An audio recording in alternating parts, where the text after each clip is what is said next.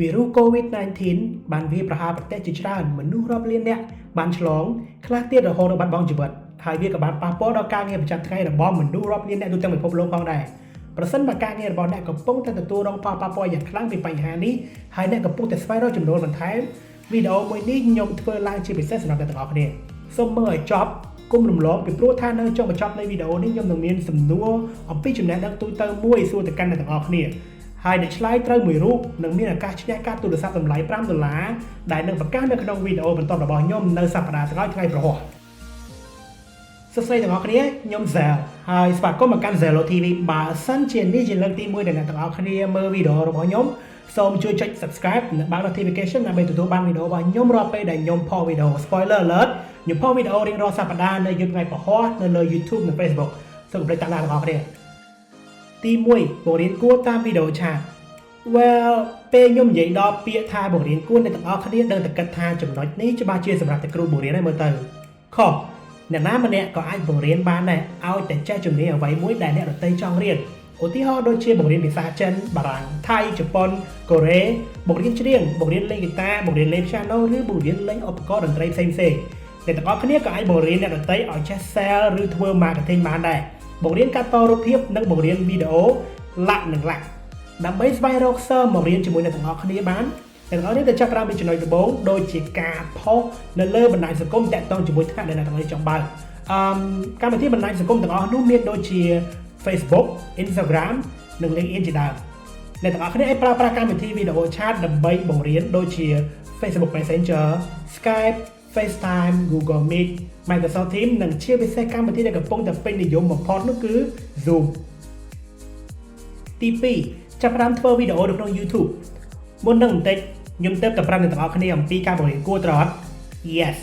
អ្នកទាំងអស់គ្នាក៏អាចធ្វើវីដេអូដើម្បីបង្រៀនជំនាញផ្សេងៗទាំងអស់នោះទៅកាន់អ្នកដទៃនៅលើអ៊ីនធឺណិតបានដែរតាមរយៈគេហទំព័រ YouTube ដឹងអត់អ្នកទាំងអស់គ្នាអាចរកលេខបានដោយគ្រាន់តែបង្ហោះវីដេអូចូលក្នុង YouTube ដូចជាវីដេអូនេះជាដើមបើសិនជាអ្នកទាំងអស់គ្នាចូលចិត្តវីដេអូរបស់ខ្ញុំហើយចង់គាំទ្រខ្ញុំដើម្បីឲ្យខ្ញុំមានសមត្ថភាពបន្តធ្វើវីដេអូបែបនេះជារៀងរាល់សប្តាហ៍ថែមទៀតនោះអ្នកទាំងអស់គ្នាអាចជួយខ្ញុំបានដោយគ្រាន់តែ share វីដេអូនេះនៅក្នុង Facebook រាល់ពេលអ្នកទាំងអស់គ្នា share ម្ដងខ្ញុំនឹងទទួលបានចំណូលបន្តិចបន្តួចដើម្បីទុកទិញត្រកូល maybe ស្រួលហ្នឹង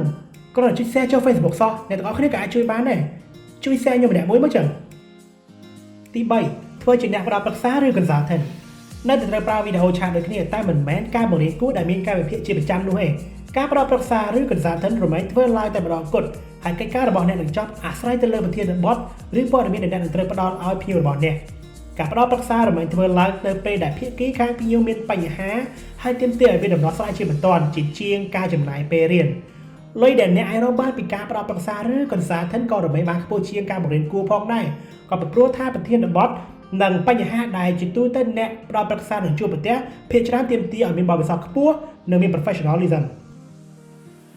ទី4លក់អីវ៉ាន់ចាស់ចេញតាមអនឡាញដែលឃើញគេ live លក់លេតែ well អ្នកទាំងអស់គ្នាចាំឲ្យលក់ដូចគេប៉ុន្តែបើសិនជាអ្នកទាំងអស់គ្នាមានលមុខរបរចាស់ពីមុនមកអ្នកទាំងអស់គ្នាគ្រាន់តែបដូររបៀបលក់មកជាការលក់បែបអនឡាញវិញ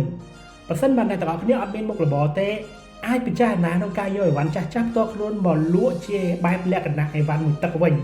ដូចជាកៅអៅស្បែកជើងម៉ាស៊ីនហ្គេមឬក៏ DVD ហ្គេមចាស់ជាដើមលើពីនេះទៀតអ្នកទាំងអស់គ្នាក៏អាចបង្កើតមុខរបរថ្មីបានដែរដូចជាការលក់ម្ហូបកំងពេលថ្ងៃត្រង់ឬម្ហូបងៀតហើយក៏គួរបូកបញ្ចូលជាមួយសេវាដឹកជញ្ជូន free ដល់កន្លែងផងដែរដើម្បីជា marketing លើពីនេះទៀតអ្នកទាំងអស់គ្នាក៏អាចបង្កើតរបស់ថ្មីបានដែរដូចជាចាក់កងដៃចាក់មួកឬចាក់ខ្សែដៃសម្រាប់ Apple Watch ជាដើមទី5បង្កើនលុយសល់ពីចំណូលដោយការបន្ថយចំណាយ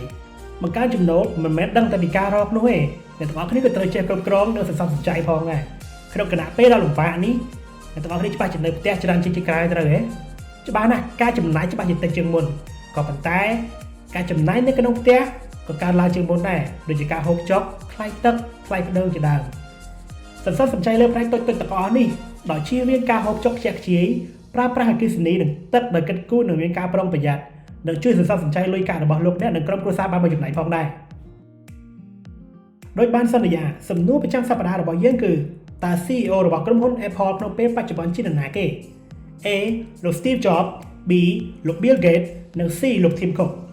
ខមមិនចម្លើយអ្នកគិតថាត្រឹមត្រូវនៅខាងក្រោមហ ហើយរងចាំការប្រកាសឈ្មោះអ្នកឈ្នះក្នុងវីដេអូបន្តរបស់យើងក្នុងសប្តាហ៍ក្រោយកុំភ្លេចលាងដៃឲ្យបានញឹកញាប់ហើយកុំប៉ះមុខនឹងមាត់ឲ្យសោះជួបគ្នាក្នុងសប្តាហ៍ក្រោយ